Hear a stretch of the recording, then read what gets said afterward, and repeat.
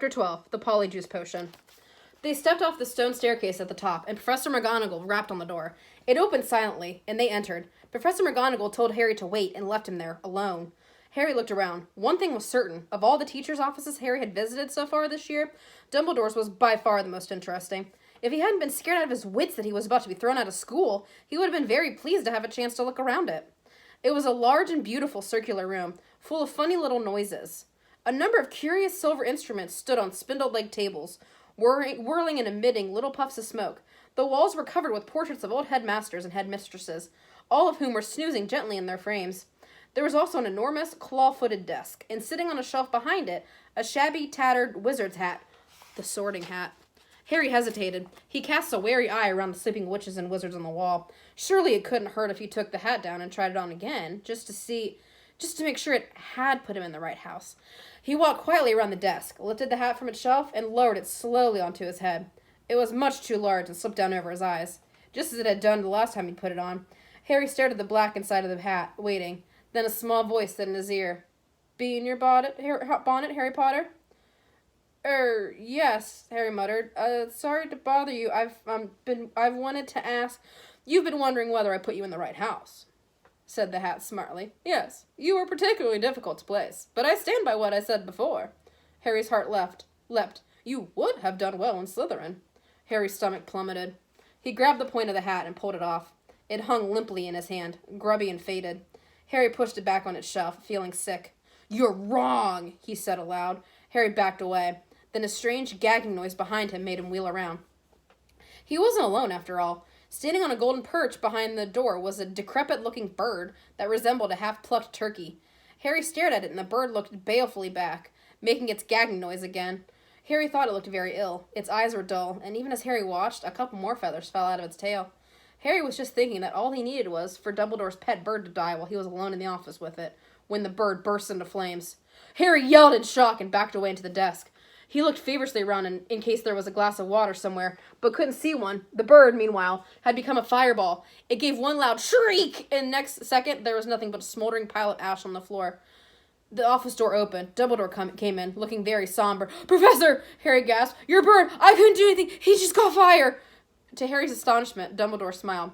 "About time, too," he said. "He's been looking dreadful for days. I've been telling him to get a move on."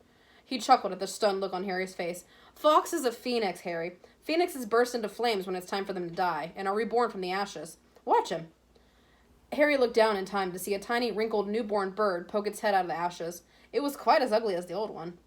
"It's a shame you had to see him on a burning day," said Dumbledore. "He's really very handsome most of the time. Wonderful red and gold plumage. Fascinating creatures, phoenixes. They can carry immensely heavy loads. Their tears have healing powers, and they make highly faithful pets." In the shock of Fawkes catching fire, Harry had forgotten what he was there for. But it all came back to him as Dumbledore seated himself in the high chair behind the desk and fixed Harry with his penetrating light-blue stare. Before Dumbledore could speak another word, however, the door of the office flew open with an almighty bang, and Hagrid burst in, a wild look in his eyes, his coat perched on top of his shaggy black head, and the dead rooster still swinging from his hand. "It wasn't Harry, Professor Dumbledore," said Hagrid. "I was talking to him seconds before that kid was found. He never had time, sir." Dumbledore tried to say something, but Hagrid went ranting on, waving the rooster around in its agitation, sending feathers everywhere. "It can't have been him. I swear it in front of the Ministry of Magic if I have to." "Hagrid, you got the wrong boy, sir. I know Harry never—" "Hagrid," said Dumbledore, "I do not think about Harry attacked those people." "Oh," said Hagrid. "Oh, right, I'll wait outside then, Headmaster." He then stomped out looking embarrassed. "You don't think it was me, Professor?" Harry repeated hopefully. "No, Harry, I don't," said Dumbledore, "but I still want to talk to you." Harry waited nervously while Dumbledore considered him, the tip of his long fingers together. "I must ask you, Harry, whether there is anything you'd like to tell me," he said. "Anything at all." Harry didn't know what to say. He thought of Malfoy shouting, "You'll be next, mudbloods!" and the Polyjuice Potion simmering away in Moaning Myrtle's bathroom. Then he thought of the disembodied voice he heard twice, and remembered that Ron had said, "Hearing voices no one else can hear isn't a good sign, even in the wizarding world." He thought, too, about what everyone was saying about him, and his growing dread that he was somehow connected with Salazar Slytherin. "No," said Harry. "No, there isn't anything, Professor."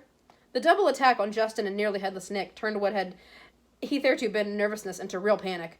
Curiously, there was nearly headless Nick's fate that seemed to worry people most. What could possibly do that to a ghost? People asked each other.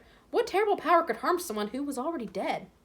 There was almost a stampede to book seats on the Hogwarts Express so that students could go home for Christmas. At this rate, we'll be the only ones left, Ron told Harry and Hermione. Us, Malfoy, Crabbe, and Goyle. What a jolly holiday it's going to be. Crabbe and Goyle, who always did whatever Malfoy did, had signed up to stay over the holidays too. But Harry was glad that most people were leaving. He was tired of people skirting around him in the corridors, as though he was about to sprout fangs or spit poison, tired of all the muttering, pointing, and hissing as he passed. Fred and George, however, found all this very funny. They went out of their way to march ahead of Harry down the corridors, shouting, "Make way for the heir of Slytherin! Seriously evil wizard coming through!" Percy was deeply disapproving of this behavior. "It is not a laughing matter," he said coldly. "Oh, get out of the way, Percy," said Fred. "Harry's in a hurry." "Yeah, he's off to the Chamber of Secrets for a cup of tea with his fanged servant," said George. Ginny didn't find it amusing either. "Oh, don't," she wailed every time Fred asked Harry loudly who he was planning to attack next. Or when George pretended to ward Harry off with a large clove of garlic. Harry didn't mind. It made him feel better that Fred and George at least thought the idea of him being Slytherin's heir was quite ludicrous. But their antics seemed to be aggravating Draco Malfoy, who looked increasingly sour each time he saw them at it. "It's because he's bursting to say it's really him," said Ron. "You know how he hates anyone beating him at anything, and you'll get all the credit for his dirty work." "Not for long," said Hermione. "The Polyjuice potion's nearly ready. We'll be getting the truth out of him any day now." At last the term ended, and a silence deep as snow on the ground descended on the castle. Harry found it peaceful rather than gloomy, and enjoyed the fact that he, Hermione, and the Weasleys had the run of Gryffindor Tower, which meant they could play Exploding Snap loudly, without bothering anybody, and practice dueling in private. Fred, George, and Ginny had chosen to stay at school rather than visit Bill in Egypt with Mr. and Mrs. Weasley. Percy, who disapproved of what he termed their childish behavior, didn't spend much time in the Gryffindor common room. He had already told them pompously that he was only staying over Christmas because it was his duty as a prefect to support the teachers during this troubled time. Christmas morning dawned, cold and white. Harry and Ron, the only ones left in the dormitory, were woken very early by Hermione, who burst in, fully dressed, and carrying presents for them both.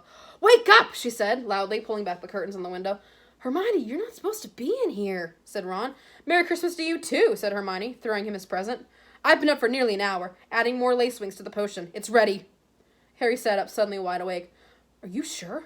"Positive," said Hermione, shifting Scabbers the rat so that she could sit down at the end of Ron's bed. "If we're going to do it, I say it should be tonight." At that moment, Hedwig swooped into the room, carrying a very small package in her beak. "Hello," said Harry, happily as she landed on the bed. "Are you speaking to me again?" She nibbled in his ear in an affectionate sort of way, which was a far better present than the one that she had brought him, which turned out to be from the Dursleys. They had sent Harry a toothpick and a note telling him to find out whether he'd be able to stay at Hogwarts for summer vacation, too. The rest of Harry's Christmas presents were far more satisfactory. Hagrid had sent him a large tin of treacle fudge, which Harry decided to soften by the fire before eating. Ron had given him a book called Flying with the Cannons, a book of interesting facts about his favorite Quidditch team, and Hermione had bought him a luxury eagle feather quill. Harry opened the last present to find a new hand-knitted sweater from Mrs. Weasley, and a large plum cake. He read her card with a fresh surge of guilt, thinking about Mr. Weasley's car, which hadn't been seen since its crash with the Whomping Willow, and the bout of rule-breaking he and Ron were planning next. No one, not even someone dreading taking Polyjuice Potion later, could fail to enjoy Christmas dinner at Hogwarts. The Great Hall looking magnificent. Not only were there a dozen frost-covered Christmas trees and thick streamers of holly and mistletoe crisscrossing the ceiling, but enchanted snow was falling, warm and dry, from the ceiling. Dumbledore led them in a few of his favorite carols, Hagrid booming more and more loudly with every goblet of eggnog he consumed. Percy, who hadn't noticed that Fred had bewitched his prefect badge so that now it read Pinhead, kept asking him all what they were snickering at. Harry didn't even care that Draco Malfoy was making loud, snide remarks about his new sweater from the Slytherin table. With a bit of luck, Malfoy would be getting his comeuppance in a few hours' time. Harry and Ron had barely finished their third helpings of Christmas pudding when Hermione ushered them out of the hall to finalize their plans for the evening. "We still need a bit of the people we're changing into," said Hermione.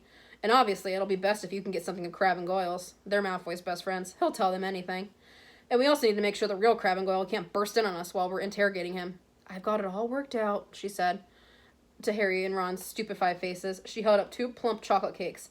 "I've filled these with a simple sleeping draught. All you have to do is make sure Crabbe and Goyle find them. You know how greedy they are. They're bound to eat them. Once they're asleep, pull out a few of their hairs and hide them in a broom closet." Harry and Ron looked incredulously at each other. "Hermione, I don't think... that could go seriously wrong." but Hermione had a glint in her eye, not unlike the one Professor McGonagall sometimes had. "The potion will be useless without Crabbe and Goyle's hair," she said sternly. "You do want to investigate, Malfoy, don't you?" "Oh, all right," said Harry. "But what about you? Whose hair are you ripping out?" "I've already got mine," said Hermione. "Remember Millicent Bulstrode wrestling with me at the dueling clubs? She left this on my robes when she was trying to strangle me. And she's gone home for Christmas, so I'll just have to tell the Slytherins I've decided to come back." When Hermione had bustled off to check on the Polyjuice potion again, Ron turned to Harry with a doom-laden expression. "Have you ever heard of a plan where so many things could go wrong?" But to Harry and Ron's utter amazement, stage 1 of the operation went just as smoothly as Hermione had said. They lurked in the deserted entrance hall after Christmas tea, waiting for Crabbe and Goyle, who had remained alone at the Slytherin table, shoveling down the 4th helpings of trifle. Harry had perched the chocolate cakes on the end of the banisters. When they spotted Crabbe and Goyle coming out of the great hall, Harry and Ron hid quickly behind a suit of armor next to the front. "How thick can you get?" Ron whispered ecstatically as Crabbe gleefully pointed at the cakes to Goyle and grabbed them. Grinning stupidly, they stuffed the cakes whole into their large mouths. For a moment, both of them chewed greedily, looks of triumph on their faces. Then, without the smallest change of expression, they both kneed over backwards on the floor. By far the hardest part was hiding them in the closet across the hall. Once they were safely stowed among the buckets and mops, Harry yanked out a couple of the bristles that covered Goyle's forehead, and Ron pulled out several of Crabbe's hairs. They also stole their shoes, because their own were far too small for Crabbe and Goyle-sized feet. Then, still stunned at what they'd just done, they sprinted up to Moaning Myrtle's bathroom. They could hardly see for the thick black smoke issuing from the stall where Hermione was stirring the cauldron. Pulling their robes up over their faces, Harry and Ron knocked softly on the door. "Hermione?" They heard the scrape of the lock, and Hermione emerged, shiny-faced and looking anxious. Behind her, they heard the gloop, gloop of the bubbling, gluttonous potion. 3 glass tumblers stood ready on the toilet seat. "Did you get them?" Hermione asked. Harry showed her Goyle's hair. "Good. And I sneaked these spare ribs out of the laundry. You'll need bigger sizes once you're Crabbe and Goyle." The 3 of them stared into the cauldron. Close up, the potion looked like thick, dark mud, bubbling sluggishly. "I'm sure I've done everything right," said Hermione, nervously rereading the splotched page of most potent potions. "It looks like the book says it should. Once we've drunk it, we'll have exactly an hour before we change back into ourselves." "Now what?" said Ron. "We separate into 3 glasses and add the hairs." Hermione laid in large dollops of the potion into each of the glasses. Then, her hand trembling, she shook Millicent Bulstrode's hair out of its bottle into its first glass. The potion hissed loudly like a boiling kettle and frothed madly. A second later, it had turned a six sort of yellow. "Ugh. Essence of Millicent Bulstrode," said Ron. "Bet it tastes disgusting." "Add yours, then," said Hermione. Harry dropped Goyle's hair into the middle glass, and Ron put Crabbe's in the last one. Both glasses hissed and froths. Goyle's turned the khaki color of a booger, and Crabbe's a dark, murky brown. "Hang on," said Harry, as Ron and Hermione reached out for their glasses. "We'd better not all drink them in here. Once we turn into Crabbe and Goyle, we won't fit. And Millicent Bulstrode's no pixie." "Good thinking," said Ron. "We'll take separate stalls." Careful not to spill a drop of his Polyjuice potion, Harry slipped into the middle stall. "Ready?" he called. "Ready," came Ron and Hermione's voices. 1, 2, 3. Pinching his nose, Harry drank the potion down in 2 large gulps. It tasted like overcooked cabbage. Immediately, his insides started withering as though he had just swallowed live snakes. Doubled up, he wondered whether he was going to be sick. Then a burning sensation spread rapidly from his stomach to the very ends of his fingers and toes. Next, bringing him gasping to all fours, came a horrible melting feeling, as the skin all over his body bubbled like hot wax, and before his eyes, his hands began to grow. The fingers thickened, the nails broadened, the knuckles were bulging like bolts. His shoulders stretched painfully, and a prickling on his forehead told him that hair was creeping down towards his eyebrows. His robe ripped as his chest expanded like a barrel bursting its hoops. His feet were in agony and forced shoes as too small. As suddenly as it had started, everything stopped. Harry lay face down on the stone-cold floor, listening to Myrtle gurgling noisily in the inn toilet. With difficulty, he kicked off his shoes and stood up. So this is what it felt like, being Goyle. His large hand trembling, he pulled off his old robes, which were hanging a foot above his ankles, and put on the spare ones. He laced up Goyle's boat-leg shoes. He reached up to brush his hair out of his eyes. It met only the short growth of wiry bristles low on his forehead. Then he realized that his glasses were clouding his eyes, because Goyle obviously didn't need them. He took them off and called, "Are you two okay?" Goyle's low rasp of a voice issued from his mouth. "Yeah," came the deep grunt of Crabbe from his right. Harry unlocked his door and stepped in front of the cracked mirror. Goyle stared back at him out of dull, deepish eyes. Harry scratched his ear. So did Goyle. Ron's door opened. They stared at each other, except that he looked pale and shocked. Ron was indistinguishable from Crabbe. from the pudding bowl haircut to the long gorilla arms. This is unbelievable, said Ron. Unbelievable. We'd better get going, said Harry. We still got to find out where the Slytherin common room is. I only hope we can find someone to follow. Ron had been gazing at Harry and said, you don't know how bizarre it is to see Goyle thinking. He banged on Hermione's door. Come on, we need to go. A high-pitched voice answered him. I don't think I'm going to come after all. You go on without me.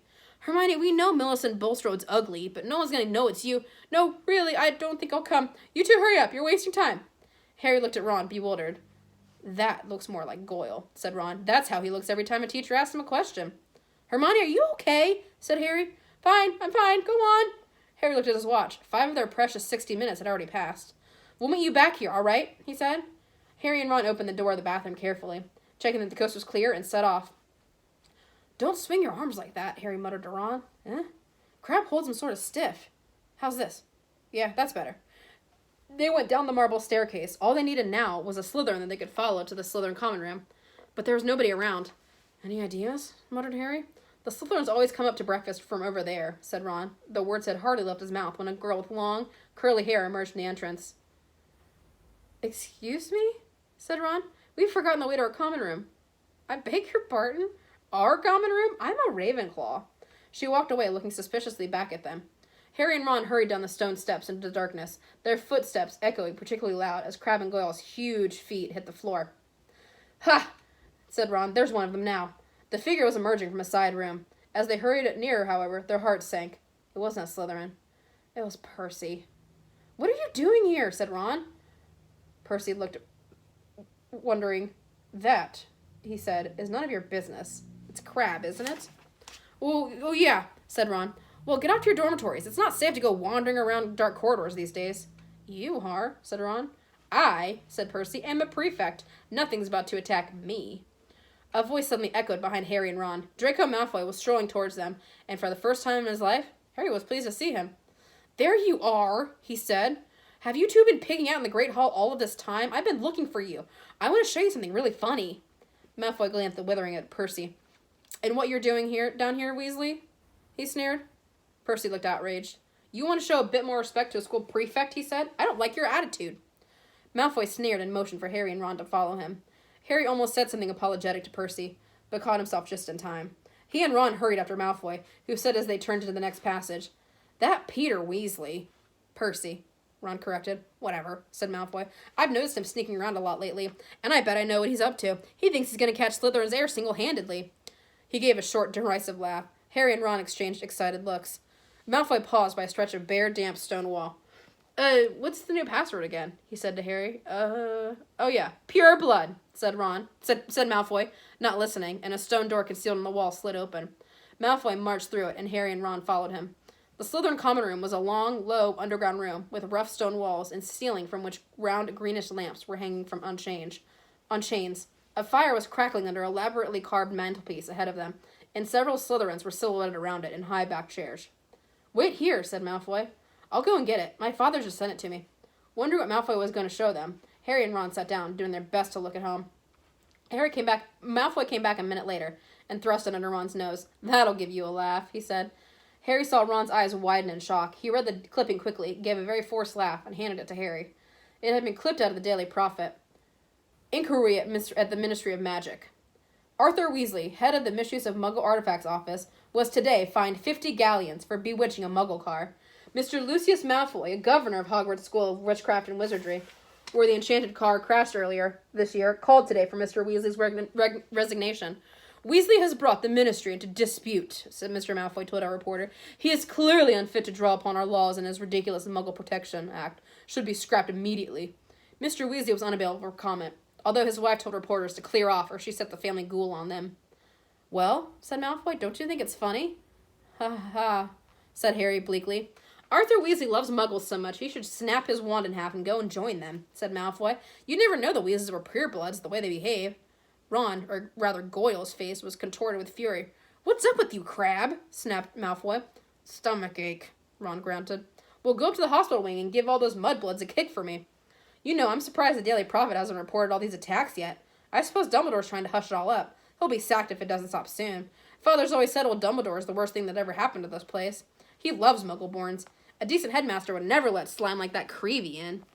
Malfoy started taking pictures with the imaginary camera and did a cruel but accurate impression of Colin.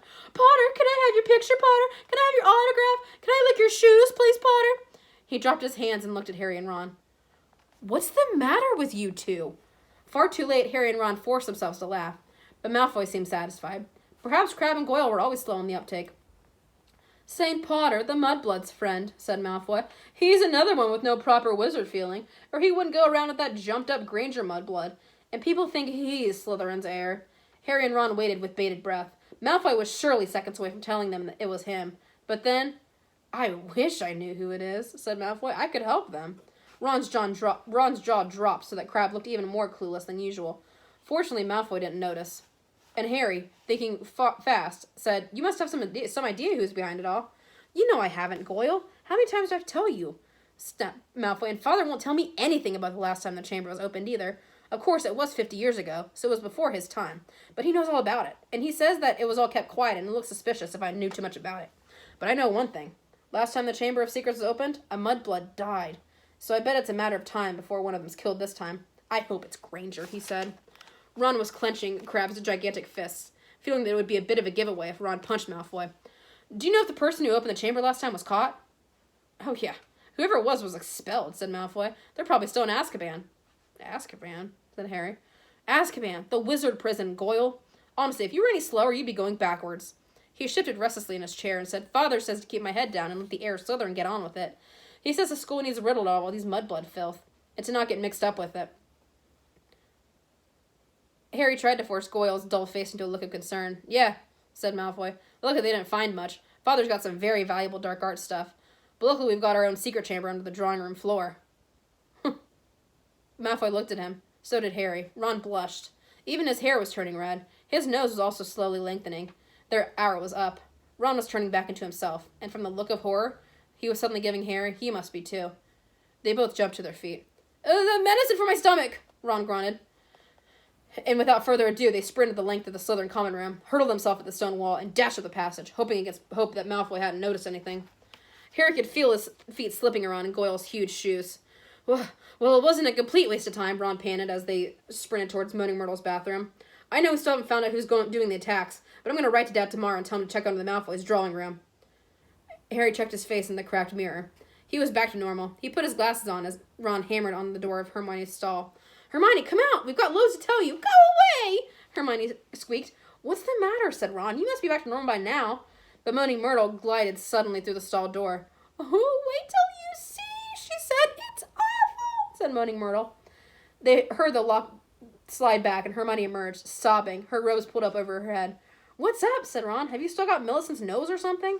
Hermione let her robes fall and Ron backed into the sink. Her face was covered in black fur. Her eyes had turned yellow, and there was long, pointed ears poking through her hair. It was a cat hair, she howled. Millicent Bulstrode must have a cat, and the potion isn't supposed to be used for animal transformations. Uh-oh, said Ron. You'll be teased something dreadful, said Myrtle. It's okay, Hermione, said Harry. We'll take you to the hospital wing. Madame Pomfrey never asked too many questions. It took a long time to persuade Hermione to leave the bathroom. Moaning Myrtle sped them on their way with a hearty guffaw. Wait till everyone finds out you've got a tail.